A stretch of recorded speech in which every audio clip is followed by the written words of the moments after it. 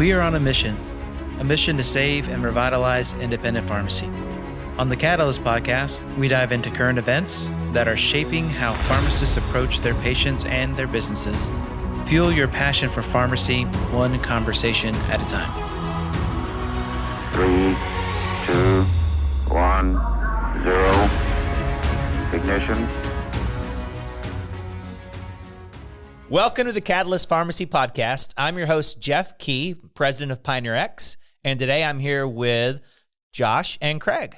Hi, I'm Josh Howland, vice president of clinical strategy. And I'm Kraig McEwen, CEO of RedSail. Today we're here with Rear Admiral retired Pamela Schweitzer, whose accomplishments include being the former Assistant Surgeon General and former Chief Pharmacist Officer of the United States Public Health Service. Hey, you guys, how are you? We are doing great and super excited to be here with you. It's what all the talk around here has been just how amazing you are and how humbling it is just to get this opportunity. And it's an honor for me to be here. And I'm actually glad that you reached out because I have some things I want to talk to you about. Terrific. It was funny. Madison, who talked to you, I had to tell you this story. She's like, I just love her. She's so amazing. She's just awesome. And I said, you say that about everybody. She said, erase everything I said about everybody before.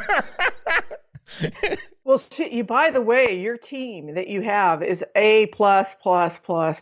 They were so, everything was so organized. And what happened was we had it on scheduled. We had a practice yesterday, and I think I remember seeing some instructions. Sometimes I miss stuff. So I went back and I go, holy cow, I got to put this thing together. But everything was perfect. I just followed direction 1, 2, 3, 4, and boom, I was ready in time. So I was like scrambling, but it was so well done. They were so super organized. She was in my head. I was going, okay, what's the code? How do I get in here? She sent an email ahead of time. So it was like she was reading my mind. So It was pretty amazing. They are amazing. It was by design. So it's only way you don't get things done unless you have amazing people, generally. So where are you all calling from? Where is everybody? So Josh and have you met Josh Allen?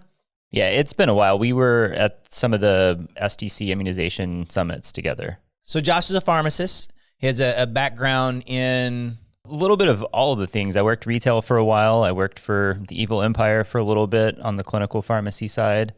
And then I spent about 4 years in renal specialty at DaVita. And then Jeff found me, and the rest is accidental IT history. And he's working a lot with total cost of care. And that's like a topic I love right there. Yeah, they had both sides of it. They had the drugs, right. They had the prescription side and the responsible for the health side. We were fully capitated on the ESRD patients, so we did both total cost of care and decreased hospitalizations. But he had worked with some of their software and stuff, so he was a good fit for coming in here and helping us. Well, so we separately we should actually visit because I'm trying to understand what it would look like. And I do a lot of seed planting about how we do population health. And I think that needs to be a little bit capitated or incentivized value-based, but how can we do this? And independent pharmacies would be in a perfect place in their communities to drive some of that change, but we need to figure out the reimbursement and plant the seeds everywhere. So if you have ideas, let's visit on this, because I'm trying to figure this out right now, at least make sure we get the right players in the room in that discussion. This is what I do, by the way. I line everything up and then get out of the way. So anyway, something to keep in mind. Well, Josh and I are in Irving, Texas. Oh, okay. Irving. And Kraig is you're in I'm in Pittsburgh right now. Yeah. Okay, Pittsburgh. Okay, good. Pam, it's wonderful to meet you. Yeah, really good to meet you. Yeah. Just give her a little bit of background on you. We can take a minute on Kraig. Much more boring background. So technology background. I've been in healthcare for 20 plus years. First half of it in cardiology and radiology, therapeutic devices mainly, and then the second half in pharmacy technology, more on the health system side. So ran a business that we pulled out of McEwen, health system robotics and enterprise software, and then we started up a specialty pharmacy technology business called Trellis RX, which is helping health systems develop clinic-based specialty programs. And then we made the investment, and we're fortunate enough to meet Jeff and the Pioneer team, and so now I'm responsible for what we've branded as the RedSail business, and so that was the acquisition of QS1 and Pioneer. You're a great visionary to see this. I see how your brain is working right now, and it's great because you're like pulling all the pieces together. It's awesome. My brain is, hey, can we find some super smart people like Jeff to tell me what to do? He teases me, but I don't. he makes he makes me look like a child, but that's okay because we have to have goals. But they have brought together two pharmacy systems, one called PioneerRx and one called QS1, and today we have almost 9,600 independents in the RedSail family. So and aggressively trying to figure out how to save and revitalize independent pharmacy, and as a side effect, healthcare and all those kind of things. Hey, that's what I'm trying to do. Same thing. We have the same mission. Yeah, I agree with you on that. With same mission to try to help to revitalize that. I think it's critical anyway. So good. So let's do just a little bit if you could just give us a little short kind of your history getting into pharmacy and your travels up to being the head pharmacist in the United States.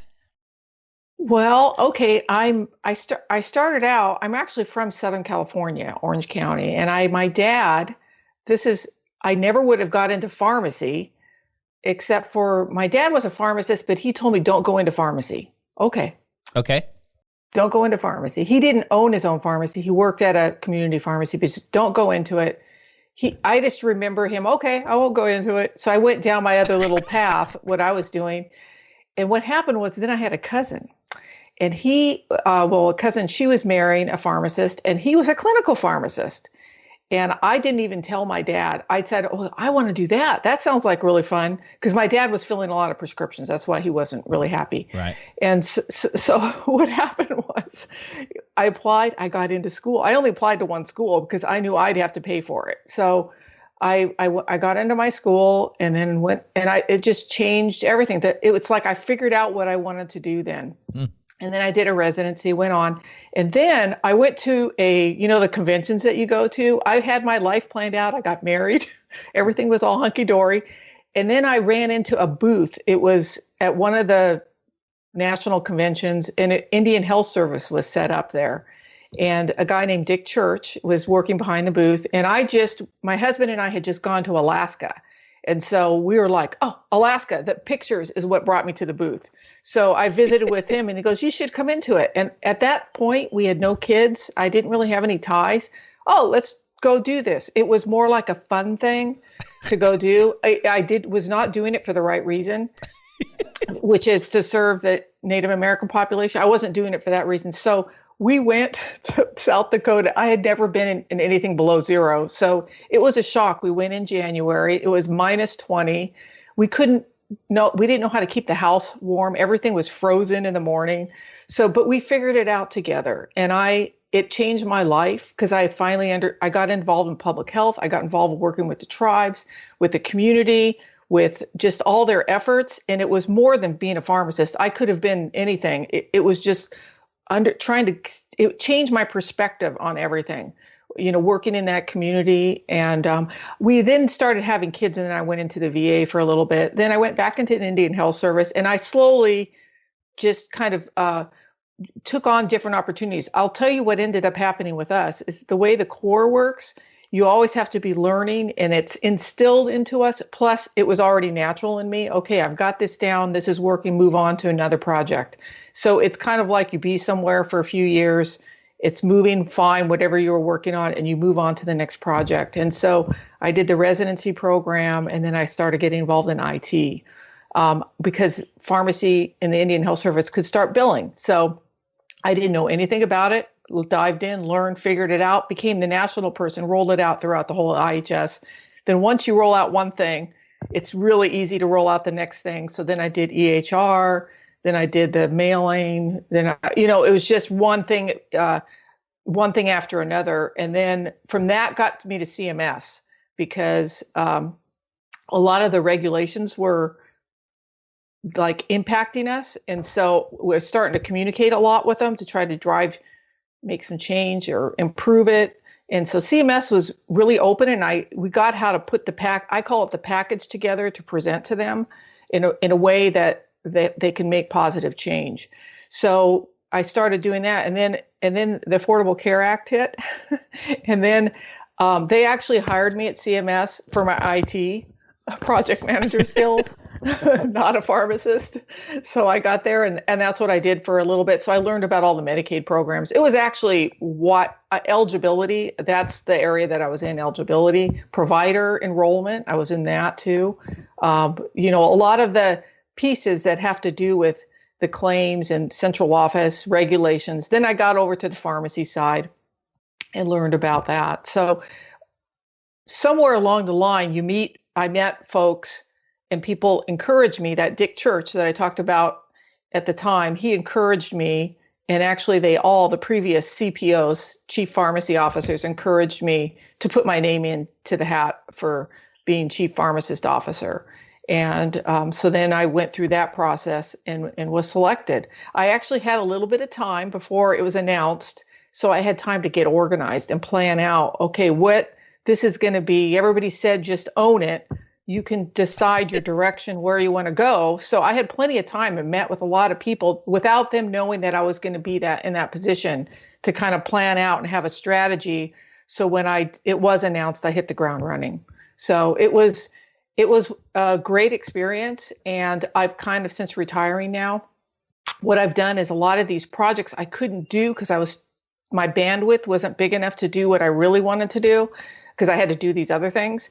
So I ended up I'm working on all of that now, and it's super fun. This is like the highlight of my career right now in this period of time. I love everything. I do what I want to do. I don't do, okay, this issue came up, I got to go address it. I don't have, okay, well, that's not my thing. I'm going to stay over and do these things that are fun. So imagine the best part of your job. I get to do that every day, and it's not even a job for me. This is my passion.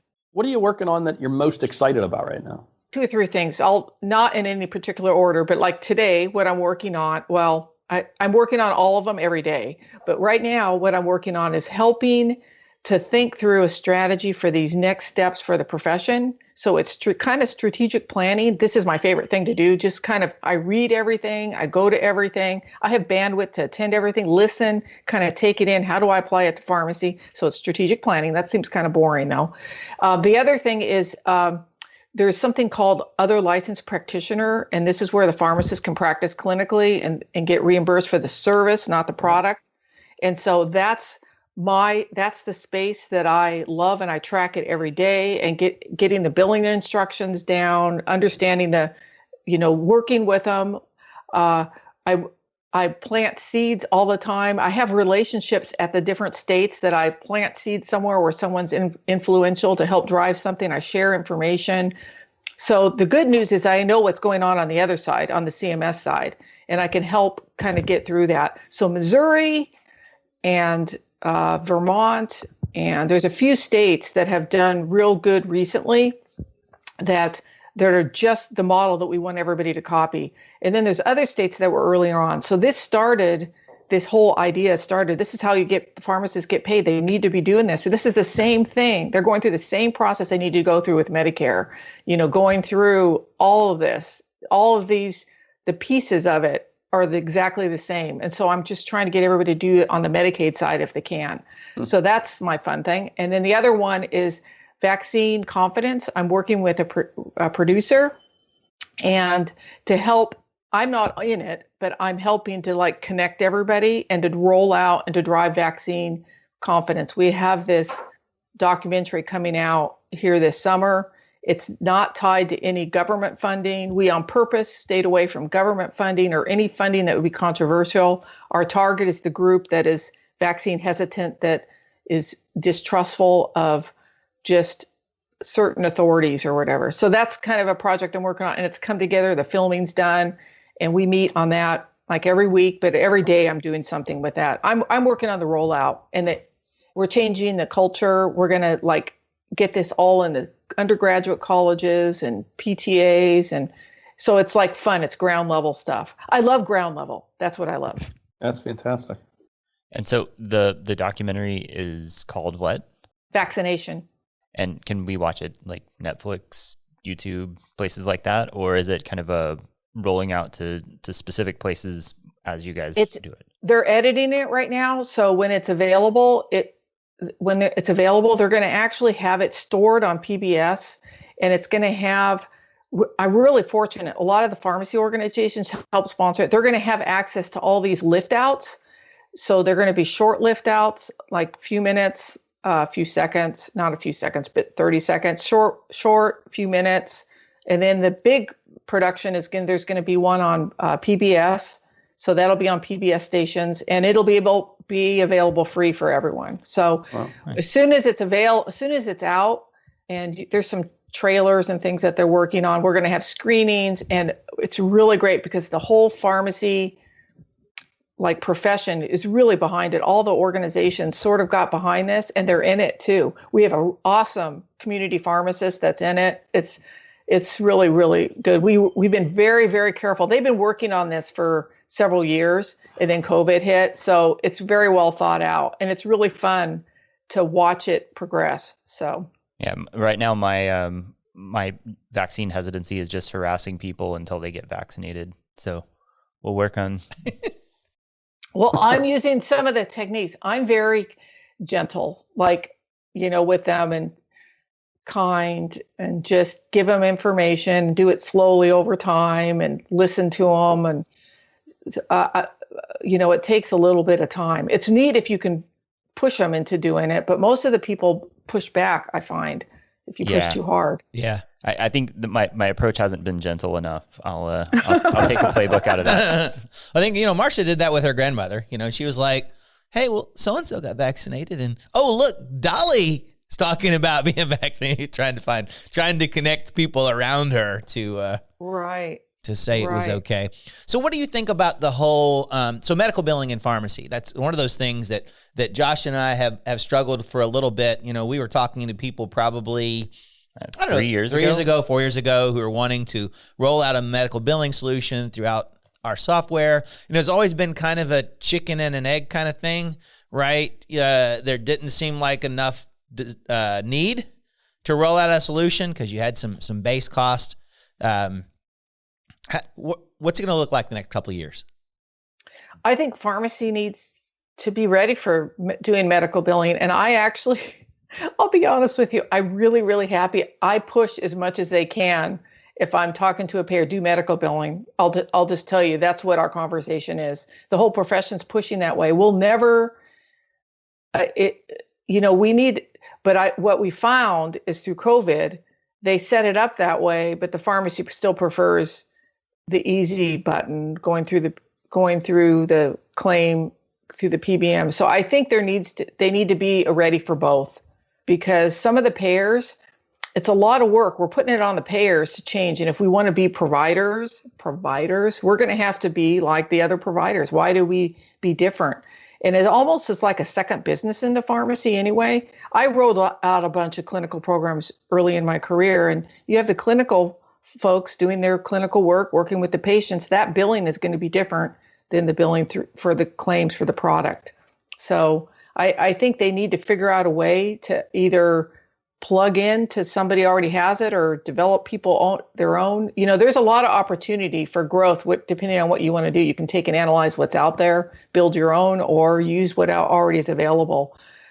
It takes a long time to build it from scratch, though, because that relationship with the payers, it's a whole different set of payers that people have never dealt with.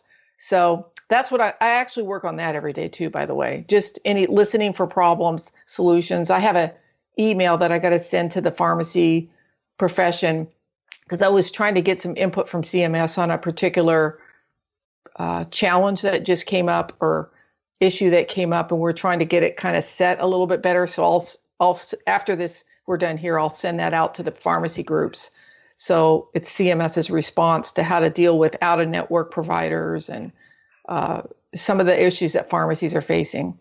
So it needs to be into workflow. So do you see kind of a meeting in the middle? Right now, there's a couple of things that are great about pharmacy claims, right? They're real-time adjudicated. It's very clear.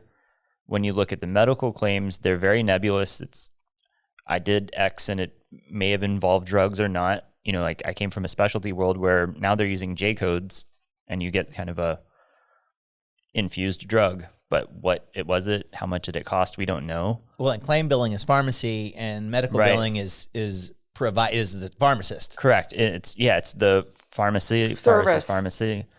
It seems like there's things that both medical billing and pharmacy billing can meet in the middle on. Do you see any kind of movement to or appetite to do that? So you have to talk to the health plans. They're the ones that are going to make the decision. So they're the ones that contract out to the pharmacy benefit, you know, Right. so they're paying them to manage that benefit then. So the health plan is the one that's going to have to be talked into it. And whether they want to have pharmacy be different than everybody is another thing. I think the pharmacy profession prefers to be like regular providers and not always do a one-off. I think they have to be treated the same. There's more work on the health plan side if they were to do that. Then all that data and all that information they're not going to have, and that's going to be a project for them. It's going to be work for somebody. Right. No, I think if pharmacy doesn't meet the medical, it's not going to work, right? That's true. I actually feel pretty strongly about that. For a little while, I didn't early on, I didn't know, like pharmacy billing is really easy. Then I go to compared to medical billing. Medical billing was this, holy cow, I didn't realize it was so complex. However, here's what I think. I think as pharmacy gets in this space, we can provide nicely, not just tell everybody how to change everything, but we could slowly start improving even medical billing because we're really good documenters. Do you know what I mean? We can be very good at this. We can actually probably drive some positive change on the medical side. That's what I think. Your comment that the pharmacists early on during COVID or through COVID have been a bit hesitant or resistant on using the medical billing sides. Interesting to me because you would think they'd be proactively trying to do that because they don't have to deal with the DIR fees on that side of the equation. It's just striking to me that's the observation that you have. It's happening, and I've visited the payers. How many are you getting through? They like to go on the PBM side. Okay, thanks for the information. I just think because it's a new project to implement and they don't have the bandwidth to do it, that it's a project to implement anything new. Yep. And so I really think it's that, and they don't understand it yet. They don't have the staff in place to figure it out and to do whatever needs to do. And there's not enough time to train everybody. But I see, and I know Medicaid space pretty well. Like I see over in Iowa, they're mandating it starting this summer, I guess. So they have to figure it out. So they're going to have to figure it out. And everybody says, well, we don't want to learn it during a pandemic. Well, guess what? This is a great time to learn it because if you don't start now, we're never going to do it. So anyway, it's moving along. I think people are getting better at it. It just takes time. It's a whole nother project, just like starting regular point of sale billing. So did I hear you saying Iowa Medicaid is going to require that they use medical billing for vaccines starting this summer? Is that for everything? For everything. Well, for the clinical services. Mm-hmm. For clinical services, okay. Mm-hmm. Right. So drugs will go through the normal process, but anything beyond that will be a medical bill. Right. So they're going to, and vaccines are kind of a big one. So they're all going to have to be that. So they were already moving along in that direction already. So I think when I have talked to some of the Medicaid programs on the pharmacy side, it's easier for them, for some of them. Every state is a little bit different. That's what the challenge is. But I think they prefer everything. If it's the physicians are doing it this way, let's have everybody do it this way. Right. Do you see a lot of other states doing that? I see a lot of states. I have a cheat sheet, like a big cheat sheet that I kind of track. And I see a lot of the states already have medical billing for some of the for the things that we consider counseling or non-product related. Yes, there's a lot of states that have that already built in. It depends on who's influencing them to make go in there and make the changes. What I noticed, because as we were getting ready for COVID, so back in January, February, March, when we knew, okay, we're going to have a vaccine next year. I knew it was a year out. Started going through and seeing how everybody had the billing set up. I noticed that, okay, here's instructions for the physicians, nurse practitioners, PAs. They had it and they could bill anything. Pharmacy, you can only bill flu through your point of sale. Everything else, you're going to have to do this other way. So what we're finding as we started researching this is I realized if the product and the service weren't built into the claim, the pharmacy a lot of times was just not billing the administration fee if it wasn't already built in. They were just giving the vaccine out of the niceness of their heart. And so I was shocked at that a lot of them didn't already have that set up, but now they do. So we need to keep this momentum going. So what'd you guys do for fun over the COVID? Have you gone out and traveled or done anything fun? Yeah, well, I've got 2 teenage boys, and so we have some property out in the woods just north of where we live. So we were out doing a ton of hiking and biking, and it was a great excuse to spend an inordinate amount of time with my kids. Excellent. So it was fabulous. Yeah, we went. Which, of course, Texas was reasonably open with protocols a lot of the times. My family and I went to Colorado, did a vacation that was socially distanced by nature, right, where we could do some hikes, and I think we did some rafting and stuff where it was all the same family on the raft, and some biking and things like that. I think you're a hiker. Is that right? Yes, I am. Did you hike any additional mountains during COVID? I'm looking at your background on all of the mountains that you've hiked. No, I didn't. I didn't do any additional project because most of the time you have to fly somewhere to do that. And so I was trying to stay away from that, but we did do a lot of hiking. We go back and forth. I'm in Arizona right now. Oh, nice. But we always have something we're training for. So we go to the Grand Canyon. It's not that far away. It's maybe 4 hours away. So we can drive up there. And I've been there 6 times at least during this COVID. So quite a few times hiking down in there. We were just there a few weeks ago, hiking down to, I don't know if you've ever been there or not, but hiking down enough. We're working on, my daughter and I are working on a book. We started this during COVID for children. Okay. So when you have little children or grandchildren, you can get this book. It's about hiking in the Grand Canyon. So we were working on it, and I was doing focus groups on the people hiking there. Nice. They didn't know it. So what was your favorite hike or climb? They all are a little bit different because of the people that were around and what happened on the hike. So I'll just give you an example. We went and did Machu Picchu. We hiked the Inca Trail. And we had some people, this is a few years ago, and we had some people on it, and we were laughing the whole time. So it was just fun, learning a new culture, just kind of really imagine as you're hiking up on these cliffs and these narrow trails that go steep way down, knowing that there was llamas there, and it's been there for hundreds of years that people have hiked that route. It was just... it was pretty spectacular being up there, doing that. So that was really fun. And part of it was because of the people that we were with, the group, and all the laughing and the stories and the funny things that happened. We also had a similar one, Grand Canyon, rim to rim to rim, with a group of people. And that one was fun too, but because we got hit with a big snowstorm, rainstorm, and just like having to react, and everybody was safe in the end, but just like all the things that happen around that, and just afterwards we can sit around and tell a lot of stories. So almost all of these, every trip that we do, there's a lot of stories. So we pull together a group. I love organizing. My husband loves organizing. And so we had one we didn't tell anybody. We kept it quiet. I can tell it now, I guess, because it was right in the middle of COVID, and they said, don't get together for Thanksgiving.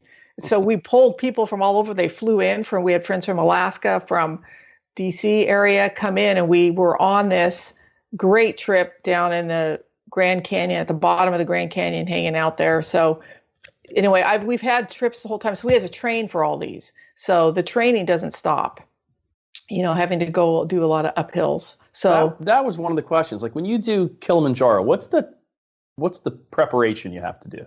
Well, Kilimanjaro is easier, actually. It's not quite as bad. So what you do is we have here, you need a high mountain. Pennsylvania, I don't think has enough high mountains over there. No, they don't. You need a training mountain. We have here in Arizona, there's Humphrey Peak. It's 12,600 feet. So if you do that a few times and get your body, you time it, you go backwards from the trip and you go backwards and you plan some of these. Your body has to adapt to the altitude, and you have to learn how to feed your body, like feed it so you don't boink. Do you know what that is? Like like when you're going, all of a sudden you just run out of energy. You can't go any further. So if you haven't hit that edge, there's an edge. You have to know what that feels like coming and how to overcome that, because that's what's going to happen on it. And so you have to learn what foods can I eat and make yourself eat, because you don't feel hungry when you get up to high altitude. So Kilimanjaro was easier because the goal of that is to acclimatize. And so the slower you go, the better. So I actually trained for it, but not that hard, because I had to go slow. So it's when you have to move it a little quicker. Like when I did Rainier back when, you have to be moving fast. So that one there, I was in much better shape because we had to be moving a lot quicker than I did in Kilimanjaro. It was just steady, step after step. And you have to, if you don't acclimatize, people get sick and they get headaches and nauseous. And so if you go too slow enough, you don't get that. Wow. So that's, to me, is feeding, drinking plenty of water, knowing how your body's going to react and getting ready for that, and knowing how to overcome that. That's the training, really. So that's why you got to push yourself a little bit to see where that is. I feel like there's a disclaimer here somewhere where, like, Pam said it was easy. It's probably not. Do not try this at home unless you're Pam. Yeah. Practice. So let's cruise back to pharmacy a little bit. What do you think the next big trends are in pharmacy? You talk to a lot of people. You kind of have a little crystal ball there. What kind of things are coming in the next couple of years? And as a pharmacy, what should I be doing? As a pharmacy, so what has happened with COVID that I think has been really good is it's brought the independents a little bit. They had to be organized different. You can't be all together and doing your own thing. You've got to come together, because the voice together is a lot louder.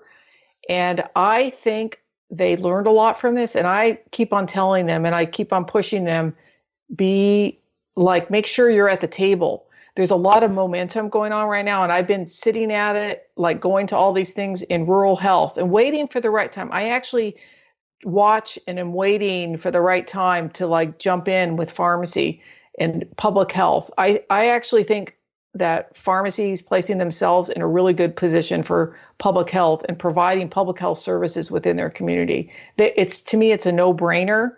COVID has shown that it works. We just got to get everybody up to that level, providing those services, and fix all the reimbursement so it works right. Pam, what can we do to help to be that point? We represent 9,500 pharmacies now in the independent 9,500, okay. space, and that's one of the things we really pride ourselves on is trying to do as much as we can to help the practice of pharmacy. And I do feel this is a watershed moment for the independents. Mm-hmm. And any advice you have would be great. So I'm glad you asked that. So I'm trying to think that right now. They asked me, I'm trying to put together some of my thoughts on this. I'll just say what I'm thinking right now. I haven't put it in writing yet, but so there's a couple areas that I see a lot of emphasis in, and interoperability. They actually went through, the previous administration fixed something about that blocking stuff, and there needs to be better communication between pharmacies and the providers. And that's been actually driving me crazy for this last, I don't know, however many years, that we're not communicating, and there's still faxing going on.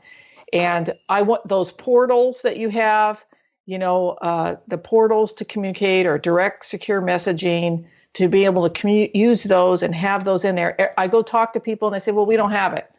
Okay. All right. Well, we don't want to, our vendor doesn't have it. So anyway, some of these tools are so critical to have in place to be able to communicate. I think people are crazy not to have them in place, or not to use them and start getting the workflow down about how to use them correctly. So there's two parts, the IT part, and then also teaching people how to use it and get that workflow to maximize so they're using it the best. Because that's how I got into the IT business, I'll be honest with you, is there's always those two components, because they need to learn from each other. Oh, you do it this way, that's a better way, I'm going to try it that way. The users always have challenging figuring out how to get the workflow down. So, and then the other big thing, this is huge, and I'm trying to think about how pharmacy can get involved, is patients need to be more engaged with their care, and having either mobile apps or having access to their information more, and using some of those tools so that patients it's really going to be about patients owning their data now. This has been going on for a little bit, and they've been planting seeds with us, and now there's a big push. Almost everything I go to now, they're trying to push, how does the patient get more engaged in their care and have access to their data and not make it so hard? That's great that the pharmacist can talk to the hospital, or pharmacists talk here, but also the patients need to be able to get this data too and have this information and understand it. And people, if they want to use it, they can, but at least I'm always asking, like my husband, what's your lab work? So what did it come back? Well, I don't know. My doctor said everything was okay. But now he can get his lab work and look at it and look and see it. So that's like an example. It's something very easy. So anyway, we need to figure that out. So how pharmacy fits in there, it's more that pharmacy needs to be in the table as these things are worked out. So I actually think they're always wanting to know, where the industry is. I actually think what I've been doing right up to now is trying to get at least people with the tech. What happens is in the government side, they don't know where the technology always is unless somebody's telling them. So part of it, I think, is getting organized, but it'd be even better if the profession or all the IT folks could have just let them know, here's where we are, here's what we can do, just so they're aware and keep track of it, especially if it follows along with value-based, anything with value-based, just anything that's going on. We did a lot of that early on, I'll be honest with you, when COVID hit, when they were wondering how are we going to pay pharmacists. So we pushed really hard. Pharmacists can do that. Pharmacists can do that. Pharmacies can do that. Now, looking back, we thought pharmacies could do that, but they couldn't all do it, but they did. They figured it out. So anyway, the technology's there. How do we get people to use it? That's probably a big thing. But then also making sure it's fitting along that direction of making sure communicating, interoperability is going to be critical. I think it would be great if a patient, and we need to do, the incentives need to be right, gets discharged from the hospital, they go to their home community pharmacy. And then what they do is they can get that discharge summary there, and have access to that to help the patient just sort through and answer what happened during the hospitalization. Because we already know, those of us that have been in this while, patients have a question. Everything happens so quick. You can have that. You can go over it with them again at a little bit different pace so they can process it. Maybe the family member could be there too, and you can talk about this. And the care could be a lot better. And you want to get that patient home and to their home community and not have to keep on going back and forth and back and forth. And then, of course, telehealth is here to stay. I think there's going to be a combination of telehealth and face-to-face. I don't think face-to-face is going to go away. You need to have that for the relationships, but once you know somebody, telehealth might work in between. Mm-hmm. It's like a veterinarian. Those of you, if you have large animal vet, we know our vet, sometimes they come over, sometimes they just handle it over the phone. Mm-hmm. It's the same thing. Couple of comments on those. One of those, we coded direct messaging 2 years ago, maybe two or three, yeah. And ran into a lot of obstacles in the hospitals that they had it, but they had all kind of whitelists and all kind of barriers. You'd send to the doctors direct messaging and it would get blocked because they only allow a whitelist. You had to be on a whitelist, et cetera. So much so that a bunch of people tried it and just kind of gave up. So that information would be good to package. That's what I call a package. And how do we try this again? So they fixed some of that information blocking recently, but it's just got fixed. Okay. So this is information that to pass these are seed plants, by the way. We tried to do this before. How do we, and just here's who I'd let know. I'd pass it to CMS and ONC, those two. Okay. And let them know we're trying and to. if you, and if you have contact, let me know if you need contacts to who to send it to, because this is just need to be, it's constant. You need to do constant push. That's the answer, by the way. And that's what I was trying to get, not just one and done, just, hey, any feedback on what we sent you last month, just constant. We want to try this again. We have some people to try this again. How can you help us? And give them, they like really clear examples clear examples, like here's a situation that we're trying to work on. So, because if you just say it doesn't work, we tried it, it doesn't work, they're going to go, okay. They want to know, well, exactly what's not working. They want to see and understand why it didn't work. Does that make sense? Yeah. Mm-hmm. No. I think that's a good. That's a good comment. We had information blocking, which by the way is really cool. It recently went through and it was past previous administration and it kind of got stuck, and now it's unstuck again. What does that mean? That mean they're not allowed to? Yeah, basically it means that if a patient says, I want to get a copy of this information, you have to be able to provide it. And part of that unsticking meant that historically health systems were very proprietary. So we always like to pick on Epic because they're massive, but they had no incentive to share information quickly and electronically with someone else. And so they could, but they didn't. Yeah. And information blocking frees that up. Yeah, and I wonder if at our size right now, Kraig, we have some ability to go to the Epics and the Cerners and the and kind of address some of that. And while we're working with CMS and trying to address more. Yeah. Yeah, I totally agree. Because that was we really want to be able to, when a patient doesn't pick up a prescription, we want the system to send a direct message to the doctor and say the patient abandoned this drug. Because what we don't want to happen is that patient showing up 12 months later and the doctor saying, "Are you taking your blood pressure medicine?" "Yes, I am." "And if you talk to my dentist, I'm flossing as well." Right? Right. Well, so you know what? I'm going to throw something out there. So I was in the Indian Health Service. We had a closed system for a while. And what I was doing is I got involved with the NCPDP standards too. But I remember when we started I was helping with the e-prescribing. So we were sending prescriptions outside our system to a local pharmacy, that made it easier for the patient to get it. We were working on that project. Well, the problem was in our closed system, we could always see when they picked it up because we had it triggered, but they never did. So I remember reaching out, and there was a standard called PhilRx. And I go, well, let's use that. We'll test it, because we wanted to be the first one to test it. Well, they didn't have it built. I don't know if it's built now, but that was a message that could come back. Do you guys use that? I think in it's some done capacity, yeah. It's the RX Fill off of the new SureScript standard. But it just really came out. And again, part of the EHRs are driving some of that. They were all supposed to be adopted and rolled out, January of this year, I believe, and they pushed it back to December because of COVID. And so if an EHR is on the new script standard and the pharmacy's on it, then we can send a fill message back and say, this was filled, this wasn't filled, this was refilled. Filled meaning picked up. Correct. Oh, nice.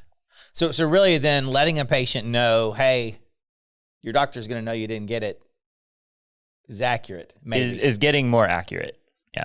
Yeah, depending on what the... So I tend to be more on the side wanting to know, not ratting on them, but finding out first why they didn't pick it up. Right. Mm-hmm. If there could be financial or other reasons, or they didn't really want it to begin with. Mm-hmm.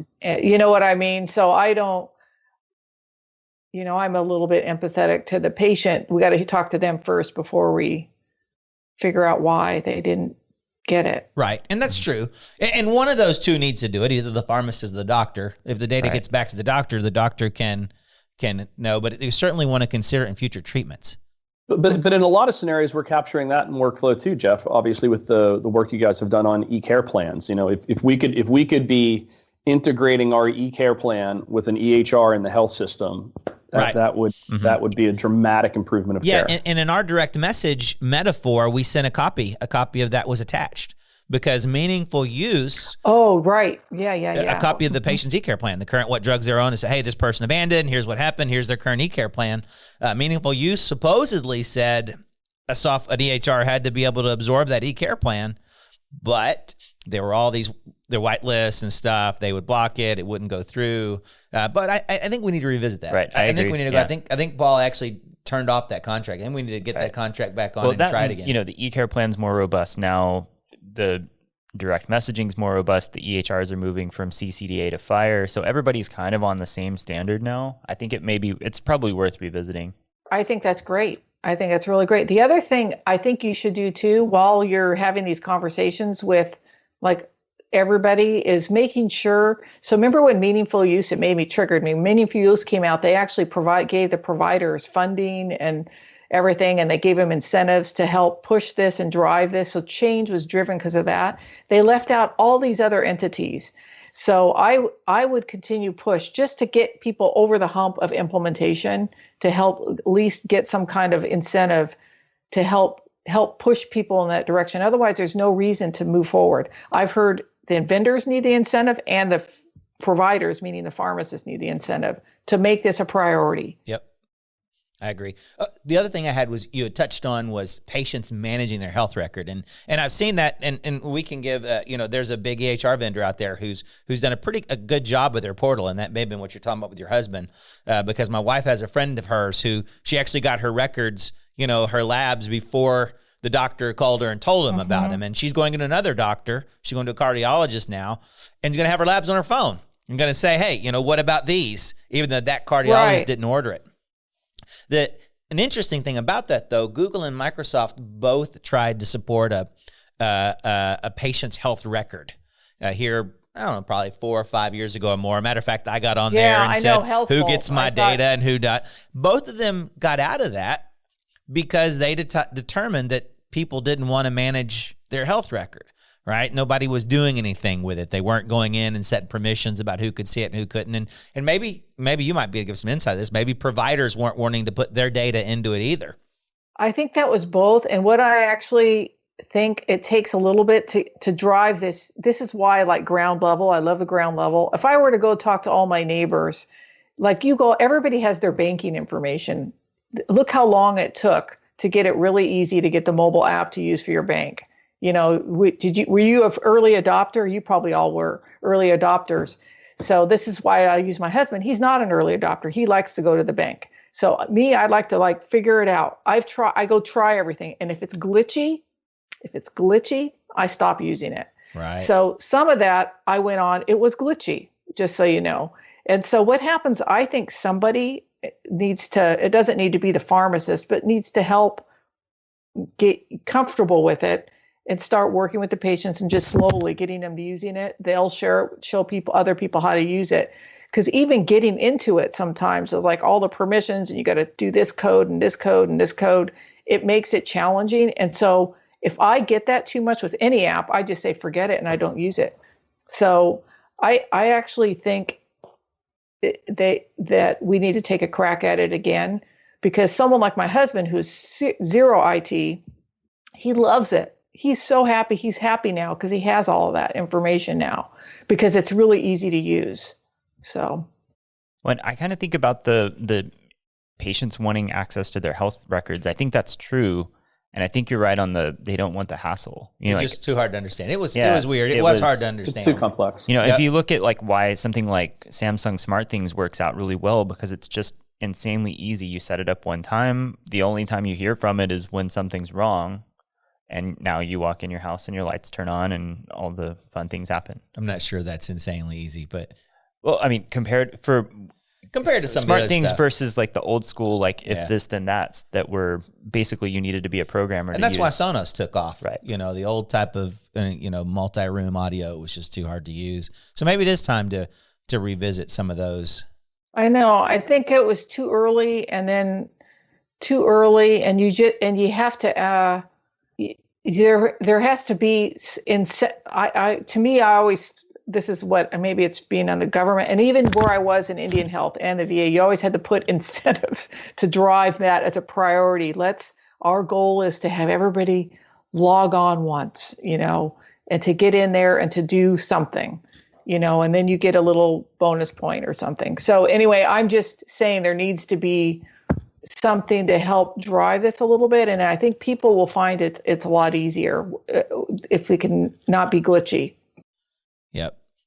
Where a lot of technology has, and that certainly technology is getting easier to use, multiple as the generations go on. So I think it's even more critical now because this is my observation. So especially with and I'm just thinking of the Medicare population right now and just drug costs and the cost sharing or copays that people are going, they may go to one pharmacy for this and then they may get their mail over here, mail over here because they have to, the PBM makes them. Then they might go have another place to go get it. Down here in Arizona, people zip over to Mexico and get medication. So part of it is that medication list in the right spot, staying current. It'd be nice if the patient could keep it, right? And someone can help them keep it current, to have that record. But and so that they could decide when to share it with their provider, if they want to share it all with their provider. So anyway, right now I think it's even more critical because people don't have that list in one place anymore. It's all over the place. I have that same situation myself. I have 3 different pharmacies I use. Yeah, I know. And part of it, you don't have any choice. You have to do exactly it that right. way. Yeah, it's exactly right. Do you have a consolidated view of your medications? I don't have a consolidated view of my medications. So there. That's perfect. Yep. Exactly. So you see there's a problem. That's the problem we have to solve. Jeff's going to help me with that. Jeff's going to help you. You said you had some questions for us today. Did you get your questions in? What I'm really curious about, have you noticed that something that needs to be done differently since the COVID hit and people are using the software? And I'm thinking mainly of, adding those other fields, race, ethnicity, and all those. I don't know if those got into your system or if they're just part of it. Okay, very good. So are the pharmacists using those? Are they populating those? Is that working? Is that part working? Well, I mean, for the things like race and ethnicity, those are working well because the state and federal registries are requiring them, right, and their allocation for vaccine was dependent on that being correct, which was actually pretty smart. The CDC's requirements to have them in order to decrement the inventory, smart play. Okay, right. And I actually like that too. So knowing that, so do they have to, so you've got all the pharmacy folks working on this and they're probably happy doing that. And it's in there once. There's other things too to get in there once. Do you think it would be very hard if we can get the right incentives in there for them to populate other little things in there? So I'm going to think this is public health related. Yep. And maybe people, for children, their weight. Yeah, so that's a very important one. And what most EHRs include the child's weight in the e-script that comes over. Okay. And we pull that out of the e-script for children and put it in the pharmacy system automatically. We actually do that now for everyone. So that's so good. We pull height, weight, and blood pressure and respiratory rate. Yeah, okay, but a lot of time that's not populated from the EHR if it's not a child. So as the new script standard comes over, it's almost always there now. Right. So getting much, much better. So in a state where they weren't getting e-scripts, maybe it was a paper prescription, which is getting to be less and less, then they would have to fill that information. But for children, that drives our dosage analysis for whether or not overdose or underdose. So if you're under 18, it's very important that data goes in the pharmacy system.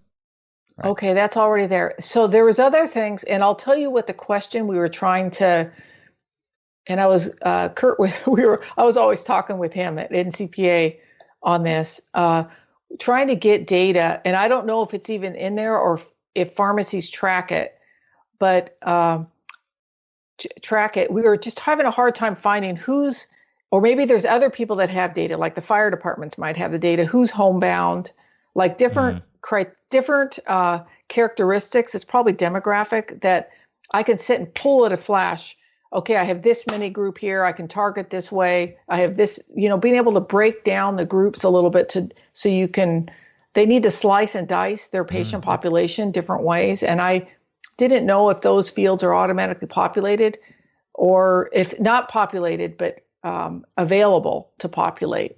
Yeah, so some are. One of the areas where pharmacy is weak right now is on social history, and especially now that social determinants of health are becoming more and more prevalent in CMS. Some of them are there, some of them they're not, and it's probably it's an area where it's relatively easy to add. And you only have to add it once. So yeah, and our system, we roll out updates every week. So for a large percentage of independents, like during COVID, we rolled out, states were continually come out with new fields. We're the only independent pharmacy now integrated to submit vaccine data to North Carolina, and they were and they were coming up with new things they wanted to add, things that they were trying to get. So they were trying to slice and dice. What would be a good example of that? Whether it was state or federal funded for allocation, how that was funded. So there was some other interesting things that we had to add in there. So I definitely think, we have shown that through several programs that we've done that we can get 60% plus compliance with incentives to do certain things, enter certain pieces of data, things like that. So yeah, we'd be super interested in that kind of thing. So here's another example. So I'm working a lot of the public health because it's low-hanging fruit. I should tell you how I got into this too, how I even got into this whole area that I got into. But what about tracking smoking or tobacco use? Is that a field? Is it a field already in there? Yeah, we track smoking. Smoking, yes. So we don't currently track drinking habits or recreational drug use. That would be part of the social history as well. Yeah. Right. So the question is whether they populate it or not, right? Right. Is that correct? Yeah. So and they have the field. It's more so rare. That's what I want to know. It would be really interesting. So here's some of the states, and we're working with them right now on a project. It's going to be nationwide. Is they allow the pharmacists to get reimbursed for counseling services, not just the product, the counseling for tobacco cessation. So it seems to me in those states, we should encourage them, and I could probably give you those states too. Let's start populating this so you can see what if you just start making that a project for the next 6 months to just ask people when they come up or figure out a way to ask them to get that populated in there. Because they can work on this. It's something to work on. But if they don't have the baseline data, they won't know where they're at. And Pam, are there states that you feel would be interested in working with someone like us on a project on that, on a state-by-state basis? We would have a strong degree of interest in doing that. Absolutely. And I can connect you up and get you to do that. And I can connect you up. And the areas, how I got involved in this is back when the Surgeon General, Vivek Murthy, he's the current Surgeon General right now, but he was back when I was in my CPO role. He was there too. The naloxone came out. And so I'm pushing, all right, you guys, pharmacy naloxone. And you heard all the statewide protocols get passed. And then we saw what the problem was going to be, though. That's really great that the pharmacist can hand it out or prescribe it, but they're only getting paid for the product and not for the counseling. Right. So I realized, okay, that's when I started, the light bulb turned on. We've got to anytime we do anything, we've always got to get the service side covered too. And so that it's been a slow process. And then there's states that have that now, but that's what I've been going through with all these state plan amendments. And I'm not driving this. The states are driving this, but I just let everybody know where everybody's at. And I chat with people on the side, when I can, and try to kind of encourage this as much as we can. So now states, the movement is going really well now. Now we got to roll it out, implement more. That's what the problem is now. We got to implement. We have enough passed. We have enough need to implement. Well, we are out of time and want to be sensitive to your time, but it's a fast hour. We certainly want to continue to get to know you better and work together more. Our mission is the same. We decided several years ago it wasn't enough to sell pharmacy systems. If we just sold pharmacy systems, all of us were going to be out of it. and really try to think about programs and doing things that are about the profession and extending and saving independent pharmacy. So when we find a kindred spirit, we want to embrace it. And yeah, I feel the same way. So I'm South Dakota. That's where we go into small towns. I love the small towns. I love rural areas. So those are all my passion, and the people that live in those communities and the community pharmacies that are there. The pharmacies are just amazing people. So I feel the same way. So well, this was a real honor.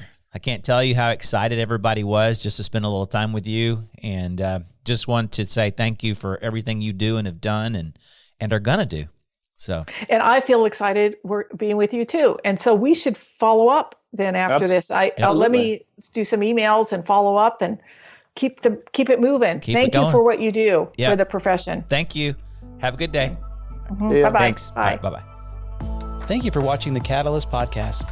If you enjoyed this episode, please consider liking, subscribing, and or following us. Give us a 5-star rating on Apple Podcasts to help us reach more amazing pharmacy people like you.